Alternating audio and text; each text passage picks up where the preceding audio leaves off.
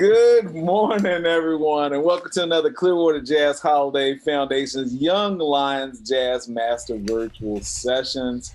I am going to be your guest host here today, Michael Kernodle, and it's always a pleasure because I get to talk to some of the best musicians, educators on the planet, and today is one of my favorite, of course. We have none other than Professor Brandon Robertson. And guess what today's topic is? Something that's very needed, and we don't like to talk about it, but it's necessary. Today's topic is performance anxiety. I'm going to set that there for a second. Let that sit in. We're going to let that set in. But before we get into it, I just want to remind everybody that, if you have any questions, please just type them in the chat.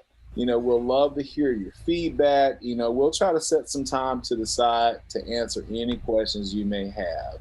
And also, check out all the upcoming free sessions. We have them there on our website, www.clearwaterjazz.com/education. And if you want to email us, say you want to tell us how great these sessions are or what maybe you want to hear, email us over there at info@clearwaterjazz.com. We want to thank our sponsors. Check out the studio archives of past sessions at clearwaterjazz.com and our sponsors over there at Blue Water Wealth Management, at Stewart Partners, and Duke Energy. As well, we want to thank our sponsors for the Young Lions podcast, available wherever you stream. And we want to thank our friends over there at Marine Max Clearwater. So just search Young Lions Jazz Master Virtual Sessions wherever you may stream. So some of you may not know the professor, but I just want to tell you a little bit about this guy here that is very special to us. Some of his past sessions, I'm going to read some of these. I know you're going to raise the bar. It is a lot. Preparation for performance, playing duo performances. How about accompanying a vocalist? What about the What I Love About series? We did one on Paul Chambers, Jacques Pistorius. My goodness. And one of my favorites, the last one that was so much information packed into it, was the 2-5-7 progression. We did a part 1 and a part 2. So you're a student or a seasoned musician, go back and get that knowledge, pause it, take the note, play it, do it. But about the professor here, he's an Emmy-nominated music director, professional upright electric bassist, composer, and music educator, originally from none other than Tampa, Florida. He had completed his Bachelor's of Arts in Music at Florida State University in 2009 and a Master's of Music in Jazz Studies in the spring of 2016. Currently, he's the leader down there and the director of Jazz Studies and the director of the FGCU basketball band at Florida Gulf Coast University in Fort Myers, Florida. 2018, Brandon was nominated for an Emmy Award for the Best Documentary for Educational Collegiate Programs featuring the FGCU Jazz Ensemble. And as a prominent band leader, Brandon has taken his band on multiple national tours. He's headlining some of the top jazz venues in the country. So you are in great, great hands today. He's been featured all over with national jazz festivals, and recently he released his first debut album, entitled Based on a True Story. It is an amazing project. Look right there, you can see it. Beautiful artwork.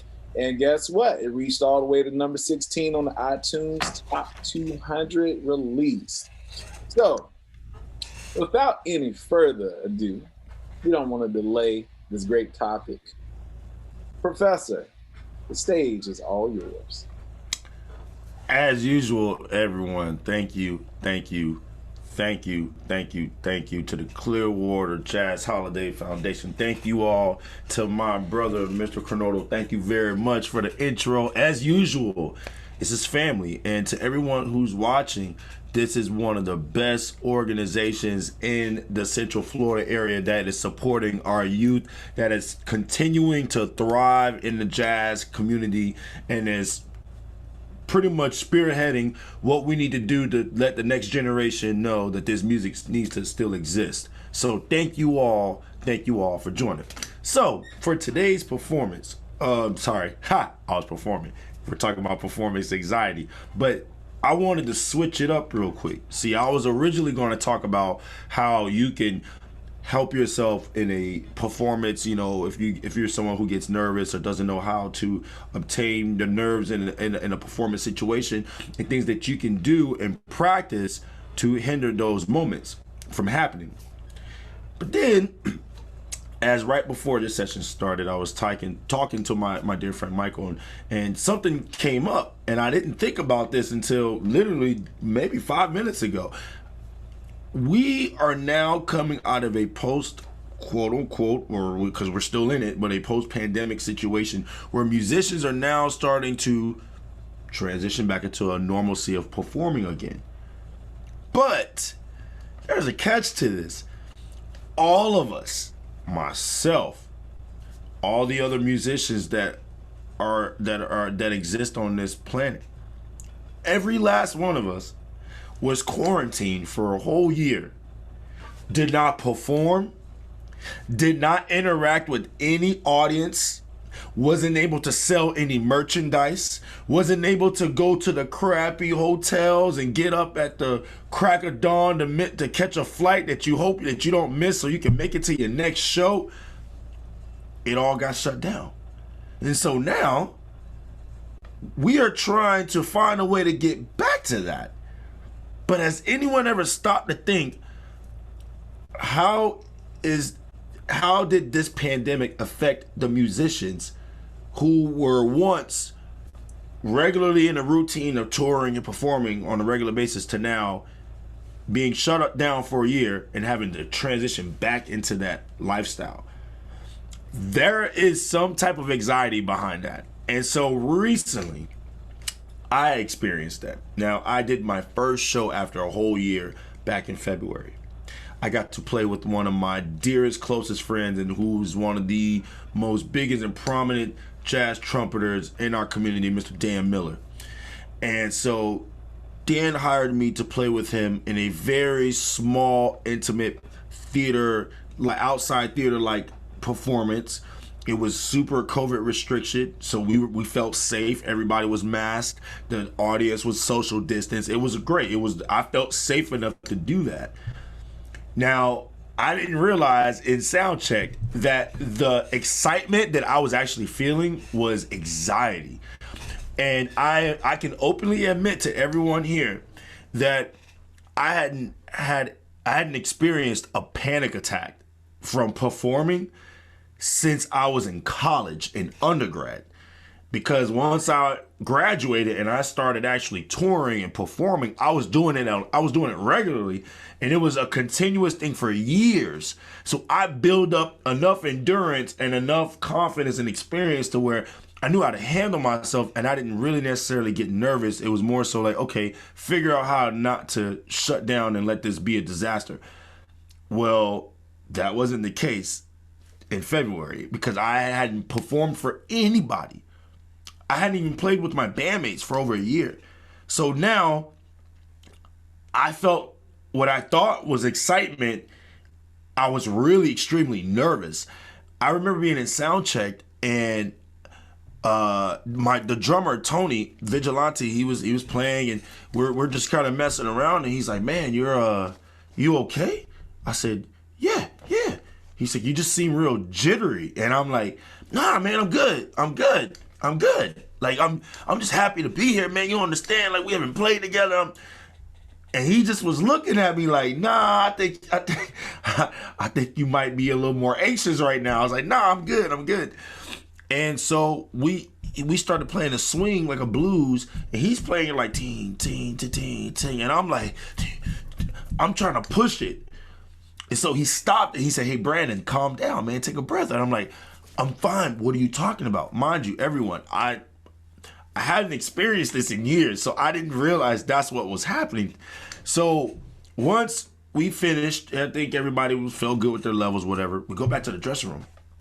Well, then, long story short, I felt my heart racing like really fast. I wasn't drinking any soda or anything like anything with caffeine or nothing, so I was fine. I just didn't realize what was going on. So I said, "Guys, I gotta go to the bathroom real quick." So I go in the restroom, and I just started going, and I just felt my chest getting really tight. I was experiencing a panic attack, and I had no clue why. And it hit me that I was so nervous because I was performing again. What I thought in my mind, with my mind, I was excited. Like I was a kid in a candy store. My body, because my body had felt so much pressure of that performance that it just hit me all at once, and I didn't realize that's what I was experiencing. So I think now in 2021, where we're about to transition back into some normalcy of performing again, there might be some kind of anxiety that comes with that, because we haven't had that personal interaction. You know, some folks were practicing during this quarantine time. Some folks decided to say, hey, I can actually chill because I actually have the time to chill now, and then they weren't practicing. So you're getting called to come back, and people would have this certain expectation of what they remember you sounding like before COVID. And that, I believe, is what was, I guess, making me go through that anxiety attack that I had in that moment. Was I've been practicing, I've been playing, but I've been playing for myself. I've been playing for my kids, my wife. I've been playing for my family. I haven't been playing for no one else. So the fact that I'm about to play in front of 60 people outside, and I may or may sound good, may or may not sound good, that freaked me out. And so I want to present to you all that as we transition back into the music community of performing for the general public, we have to start doing things now that will kind of get us back into our regular routine. So from that experience, what I started doing is I started performing for my students. And what I would do is, in my combo class, I would get on bass and I would, set up a couple of students. I'll grab some students from practice rooms or whatever, and we'll just do little concerts and we'll perform for each other. And that actually started to help, because it helped me kind of get back into my focus mode. And so I believe what most experienced musicians, including myself, seasoned musicians, are going to start experiencing now is not panic attacks, but performance anxieties of that anxiousness. Like, okay, we really have not performed for people in a long time. And now there's the thought of, do I still have the reputation, or do I still live up to what others had me, or how they remember me as before all this went down? And so I think going to jam sessions, for instance, for younger musicians, and since things are starting to open up, I know that cities are starting to allow open mic sessions again. So if you're in a city where you knew that there was a regular jam session happening, start attending these jam sessions again. Very slowly. Be mindful of, we're still in a pandemic, so if we want to be safe, but get back out and start listening to live music. If you don't feel comfortable with performing just yet, try to go out and listen to some live music. Get used to being in that space. I actually recently went to a concert a couple of days ago, and that was the first live concert I attended since COVID happened. I hadn't been to a live show since COVID first started last March. And so for me, that show was not only inspiring, but it gave me a sense of relief of, okay, I can get back into this. I can actually do this. I mean, people were responding. People enjoyed the music. The band sounded fantastic. It was just like, okay, this feels great. Maybe we can do this again. And so, like I stated earlier, I started performing with my students to get back in the mindset of focusing. So one thing that I talked about in my last couple of sessions I did a while back when I talked about performance anxiety was a level of focus. Breathe, relax, and focus. So making sure that you're breathing, backstage or whatever, right before you go on stage, just take a big breath, kind of just clear your mind, try to relax yourself.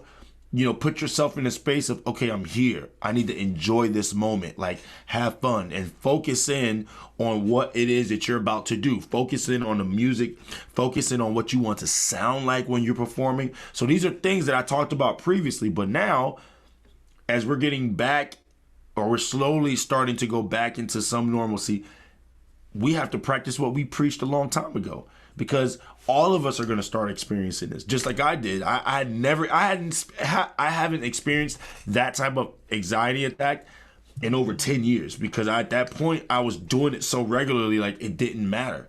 Like I learned how to suppress that. But now my nerves kicked in because I was so excited, but nervous because I'm like, man, I'm about to start playing for people again. So here's a couple of things I would suggest. If you're able to go listen to live music, go listen to live music. And I'm speaking to the younger musicians. Go check out any live music that you can. If it's somebody that you like, or if there's a festival in your neighborhood, or in your area. If there's things that are starting to happen, come up where you can go see bands play, go check it out. All right. What that's going to do is kind of give you some sense of hope of, okay, I can get back on stage. I can do this, because COVID has discouraged a lot of people from continuing doing music. And if they don't see themselves on stage doing what they were doing before, there's no sign of hope. It's out of reach. It's out of sight, out of mind. Right. So we were all experiencing that. I've had this tendency of not wanting to book gigs anymore. Not that I'm not lazy by any means necessary, but I was in a rhythm before COVID started, and I was actively booking. It was motivating me more. The more shows I booked on my own, the more I wanted to keep grinding. But now that we've taken this time off, we don't know if any of this stuff is going to happen again. So there's a lack of motivation. So one of the things I had to do was get myself back out into that space. And so going to attend live music. If you're in high school and you're like, oh, I'm not gigging yet, what can I do? Get a bunch of your buddies and create your own little concert. Find some space, maybe at one of your parents' house or whatever, if they got a big backyard, and you just invite some family members over, and you guys set up a little concert. And during the pandemic, I was doing house concerts. I was literally playing concerts from my neighbors in my driveway, and I would go to other neighborhoods where other musicians were, and we would be socially distanced with our masks on, and we would be in somebody's driveway, and there would be people in the neighborhood sitting out in the street in lawn chairs. Like, people were trying to figure it out. Music, you cannot contain music. You can't silence music. It's impossible. Somewhere around the world, they're going to figure out how to make it happen. And that's what was going on. So now, if you're someone who is nervous about getting back to playing, find a group of your friends and try to put on little concerts. Get yourself back into performing. Get yourself back into that routine of thinking about, like, okay, I need to actually prepare a show, which means I have to go prepare music.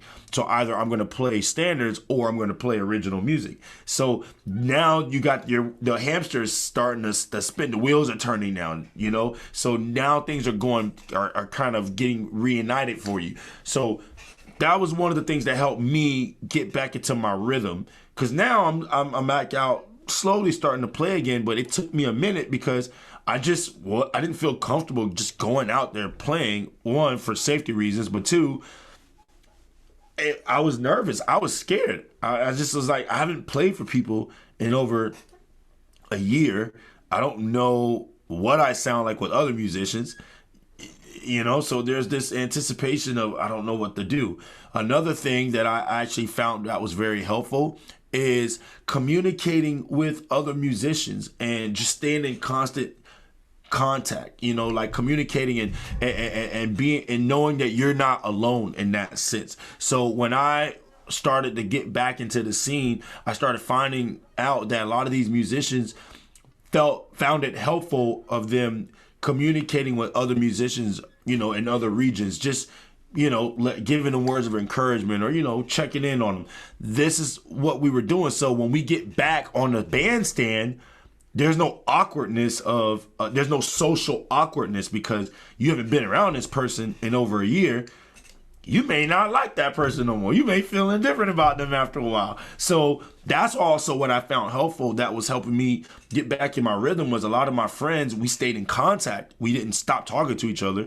We Zoom, chat, FaceTime, or we call. So once we were able to start playing a little bit with each other, the chemistry was still there. It didn't fall off. It didn't falter. So that's one thing that I would encourage young players is try to play with each other. You know, if you have a group of friends that you want to, that you hang out with often, like try to keep playing, play enough to where you start to feel comfortable with being around other people. So when you do get calls or you start to get back out playing again, now you find yourself in a situation where you don't feel socially awkward being around folks because you haven't been around anyone.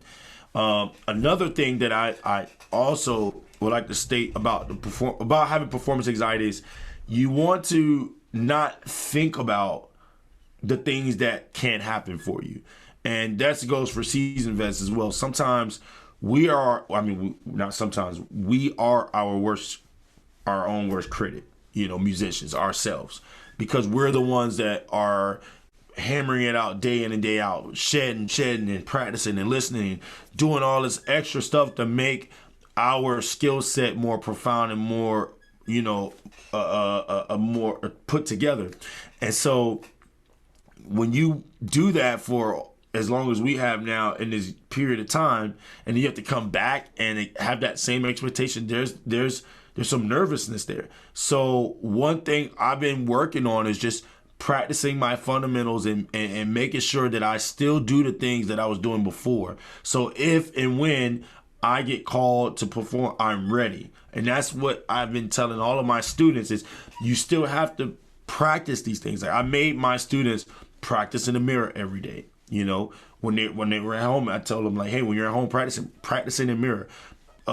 Practice speaking like you're talking to an audience. So that way, when you come back to it, it doesn't throw you off. There's nothing there that will show that you haven't fallen off, or you know you haven't taken the time to continue working on these things. I found also that during this pandemic, there's a discouragement of wanting to continue, and I stated this earlier, continuing doing music because of the results of what has been going on with COVID.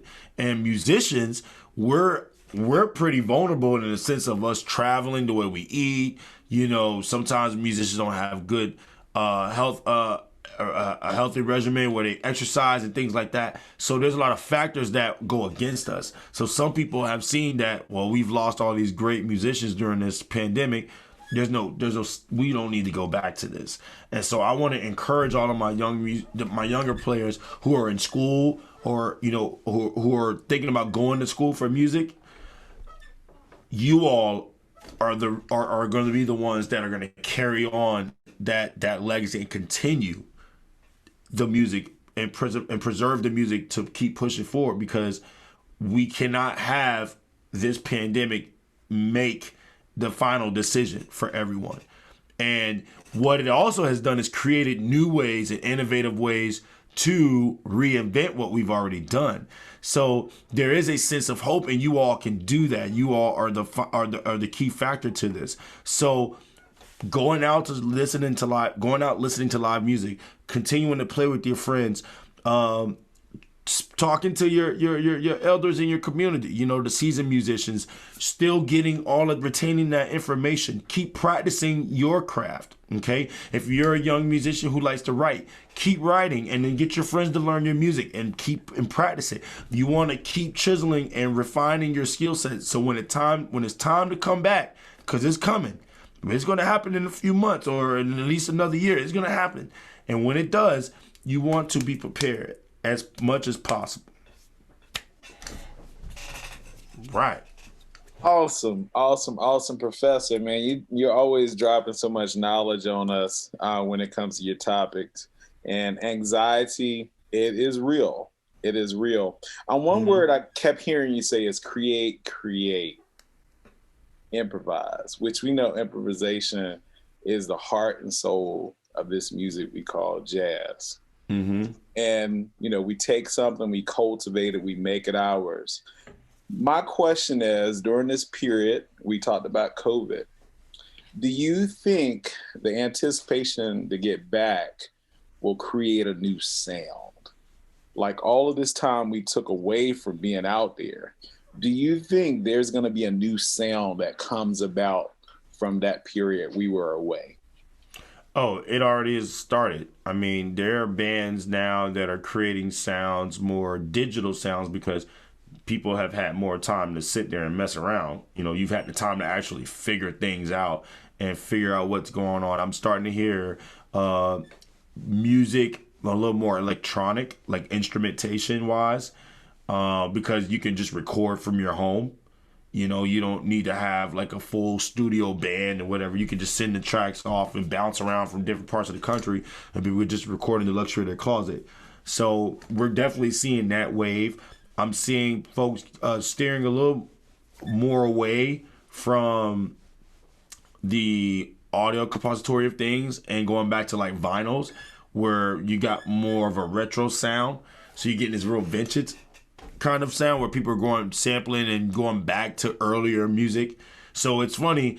I teach that in music appreciation. I tell them that every 30 years you'll start to hear music that your parents or your older siblings were listening to, resampled in this generation. So for instance, like my younger brother would tell me I'm hearing people sample 50 Cent when I was in high school, or not even then, when I was in high school, when I was in middle, like the end of my middle school years in the late 90s, he was starting to become big. So that's crazy to hear that now 20 years later, almost 20 years later, the younger generation of musicians are sampling his music.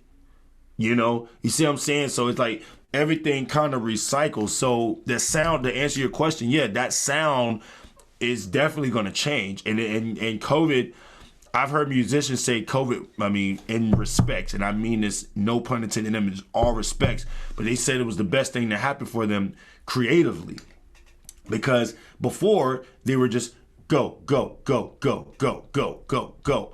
And now you had 365 plus days to sit at home and figure it out. Right? So now you have people who are starting to take these ideas and these motifs and exploring with it, exploring these new sounds, and now creating a trend that I'm seeing more young people do. That's why I think it's blowing up more on TikTok, where they'll start making these really out world music kind of like sounds on beats on like in like 15 seconds, and then it'll just blow up. It'll get like 1 million likes. It's just stuff like that's happening. So yeah, to answer your question, it has definitely changed the sound, and I think it will, and it's going to keep pushing forward like that. You know, I think everything is going to kind of, we're going to start to see more and more of a virtual platform. So a time of reinventing ourselves, right? Mm-hmm. I mean, a whole year to put things on pause. And I totally understand what you mean. We do want to respect, because, I mean, let's be honest. We lost some of the best of the best during this time. And when I think about, you know, we were in New Orleans, what, about a year ago? Mm-hmm. And I was outside the door of Snug Harbor about to walk in to hear Ellis Marsalis. And we wasn't able to get in, and I didn't hear him. And now he's gone. So, I mean, true respect to all of those that we have lost. And I think we were talking before this, and we said we may have lost some musicians that's still here that decided to say, you know what, I'm done with music. Yeah. You know, and that's kind of sad. But I do agree. This was a point of reinventing ourselves. You just mentioned all the technology, social media, where you could really get your music out there today in front of millions of people. Imagine that. And reinventing, going back to what you said about 50 Cent, you know, how many artists have sampled and things like that? I mean, that's an amazing thing. So I highly encourage everyone with this anxiety, do exactly what the professor said. Get with some friends. I mean, recently we did that. We came together, and it was an awesome experience to say, hey, this is good. We're back. We're back. And music is never, ever going to stop. Would you agree? There's no boundaries to it. Exactly. That's why I said earlier, like, you can't silence music. Like the world took a silence, but people behind closed door was still making music. And then when, the world decided to say, we're going to open our ears up, what's been going on, now you hearing it, Mm-hmm. Absolutely, absolutely. So did you want to leave any final thoughts for our listeners before we sign out? I mean, this has been a great session. I know we could talk all day about this, but the thing that I'm taking away from this is it's time to move forward. It's time to recreate. It's time to regroup. And it's time for something new. So I'm excited. I don't know about you, Professor, but I'm ready to move forward and do some awesome things. Yeah, man. My final thought is that, I encourage all the musicians out here, the young musicians who feel that, music is not obtainable anymore because of the pandemic, and, we've lost so many of our greats. I don't want to be a statistic either. Most folks might feel that way, due to the situations, but you have to understand that you guys are the voice. You're the next wave of the new generation that's going to continue to carry on and preserve this music. So someone like me and others who are in the higher education, who are teaching at the collegiate level, we really try to instill in that moment that once you all leave college, you're it. You're it. We were it when we were in your position. We had our elders tell us the same thing, and we went out and did what we were supposed to do. And now that we've been blessed and granted with that same opportunity to continue and preserve that legacy and that attribute that we've making to music, that's your sole duty, and you can do it. And so as long as you put that on the forefront of knowing that you have a purpose in why you're doing music, if you was given a talent, you have a purpose. So make sure you know what that purpose is and stick with it and hold on to it, because we can't allow you just can't allow life situations to really hinder things that you can or cannot do. You have to push through that. That's why when we persevere and we get on top and we come out on the mountaintop and we stand tall, like that's a great feeling to have. So when we get back to normalcy, performing for people, like I stated it at my first 2 shows that I was able to do in March on my own under my name. I told the whole entire audience, I sat there and I'm not even making this up, I started crying for about a good minute, and everyone's like, "Are you crying?" I'm like, "Man, y'all don't understand the joy I am feeling right now to actually stand here and just talk to you all and play." Like, I never thought as a musician I would ever take that for granted, and I did for years. I was taking that for granted for years. I was having the expectation of, well, you have to treat me a certain way because I'm a musician. Wherever I go, I'm performing. I know who I am. It became an expectation. Now I don't expect it anymore. I expect to want to play, not expect to be treated like you need me there. You don't need me there. COVID has taught me that already. So COVID has shown me that I'm not needed. You can take me out. You think you cool? Bye-bye. I knew 2 musicians that happened to. One week I went and saw them play. The next week they were gone. I mean, it was like that quick. So when I say I would never, ever, ever, ever, ever, ever, ever in my Chris Tucker voice, ever take any of this for granted. So every time I play from here on out, I'm letting everyone know, like, look, you are going to get the best of Brandon, because I don't know when I'll be given that opportunity again. So I'm not taking it for granted anymore. That's my final thought. Don't take it for granted. If you have the opportunity to come back, let's do it. Awesome. Like the great Roy Hargrove said, take care of the music. And the music will take care of you. Mm-hmm. So we want to thank everyone that joined us today for the Clearwater Jazz Holiday Foundation's Young Line Jazz Master Virtual Sessions. It's a joy to have you here, whether you are a seasoned musician or a beginner. There's plenty of opportunities to learn and share. Thanks for all the questions that came in. And don't forget, check out our free sessions that's coming up, www.clearwaterjazz.com/education. If you want to email us, we would love to hear some feedback. We love hearing from our fans. And just email us over there at info@clearwaterjazz.com.